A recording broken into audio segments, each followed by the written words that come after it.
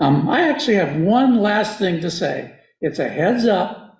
There's going to be yet another neighborhood workshop put on by the county at an unannounced date, but they have until February to approve changing the county flood maps that FEMA has just studied for 10 years.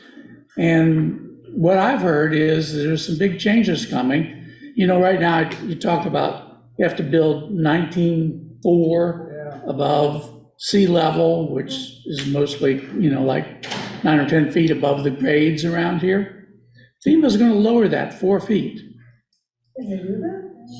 Well, I guess they're the government, they can do what they want, right? So apparently they've done studies, and I have no idea what that'll mean, other than it sure is different than storm surge studies and global warming, whether you believe in that or not. And also, I don't know how it'll affect our insurance, because it seems like maybe if I'm not in an FE zone anymore at 11 feet above sea level, that maybe my flood insurance will go down and help the fact that it's tripled in the last 5 years.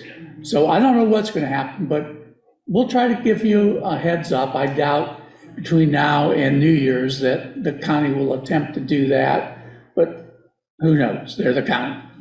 So, but keep your eyes and ears open. They'll probably have some public service announcements and postcards to people, but it's a county-wide change.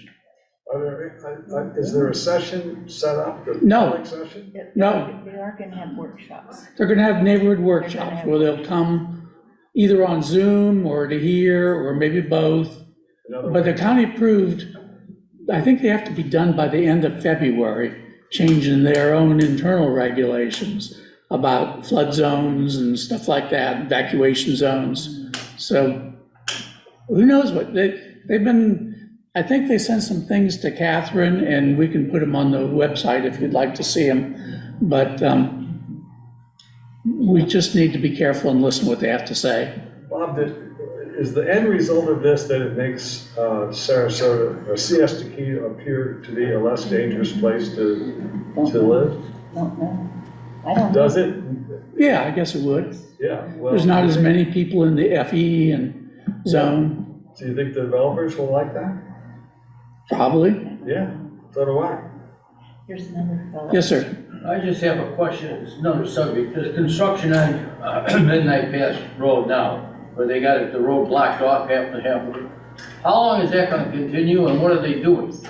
No, they haven't bothered to tell us yet, and I guess I just noticed it a couple of days ago and haven't called them yet, but I do know that they're doing some work on the sidewalk, and they had some problems with some of the asphalt that was put down that had inadequate strength, and they replaced all of it out here. Twice. And so I don't know whether there's a problem down there or not, but I don't think it's gonna be very long.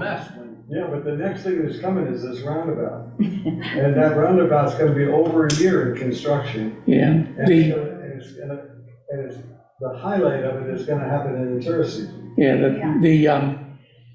the county has proposed to build that roundabout, and they got funding from the state as part of the road swap agreement, to where the county took over these roads and the state agreed to take over River Road to help that area. My understanding is they were going to postpone the construction on the roundabout from starting after the first year until May of next year. So it's not exactly in the tourist season, but then it's going to go on for a year. 1 year. Which means it overlaps the tourist season. Yeah, you know, and at least they already a couple of years ago replaced some of the water pipes and the utilities in there, but then they've acquired from Gulf to Bay some of the right-of-way in their property there by the tennis courts to build the part of the roundabout. So it's, as you remember, we opposed that strongly, and we took a survey, and the survey said 1/3 of the people wanted to leave it like it is. The 1/3 of the people liked the T intersection with some enhancements for Bikes. uh, Pedestrian. plants. Yeah. And 1/3 of the people wanted a roundabout. And the county interpreted that as only 1/3 of the people wanted to leave it like it is, and 2/3 wanted a change. And therefore, they were going to put in a roundabout. And I know that because Siesta Key did the survey. And I would thought it was, well, I'm not happy about that either, but I'm, you know, Okay, one last question. What about the sand on Turtle Beach? Has that been refilled yet with that, all those trucks that were gonna dump sand? Has that been done or? it was done. Okay. And then a month later, the hurricane came and washed it all away. Thank goodness it was It's there. not all away. Some of Well, it is on yeah. Blind Pass where I used to live. just went down there yesterday. Yeah. It's So, unbelievable. I how think- much of that sand is up on the main, Yeah. Really? About half to 2/3 of the sand got washed away. It's better than it was, but, you know, But they're not gonna have a bunch of trucks refilling that as far as you know right now? no, there's no money yet, but they might file another FEMA claim. Yep, And, yes, Bob, what's going to happen to the Davison property now that he's closed his pharmacy? I don't know. Doesn't he own that whole They won't thing? really say. And they've moved the farmer's market, and it almost makes it look like maybe that's where they want to put another one of these hotels. I guess it could be. There is remember where the doctor's offices used to be?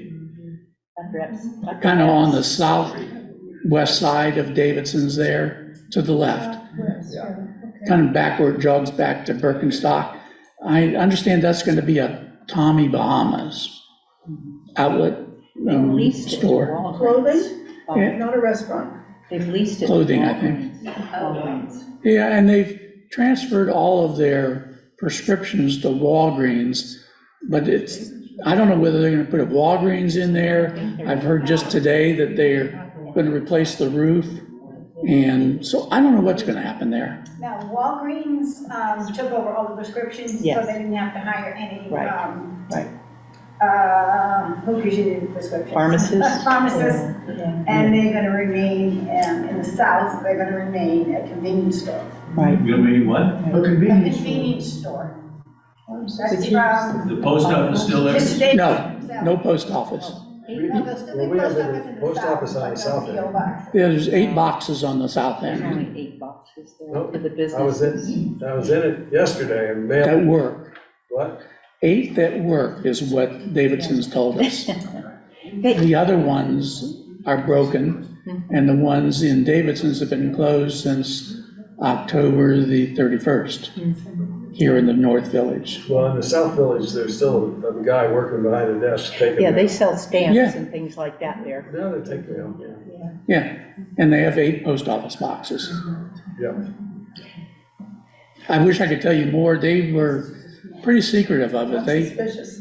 They hung a sign up there in the middle of October and said, 2 weeks, go over to the post office. And so our Siesta Key Association's post office box fee went from $100 a year to $250 a year.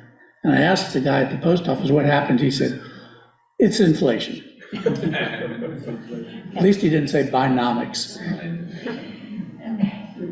Yeah, anybody else? Thanks for coming tonight, and have a Merry Christmas, a Happy Hanukkah, and a good New Year's.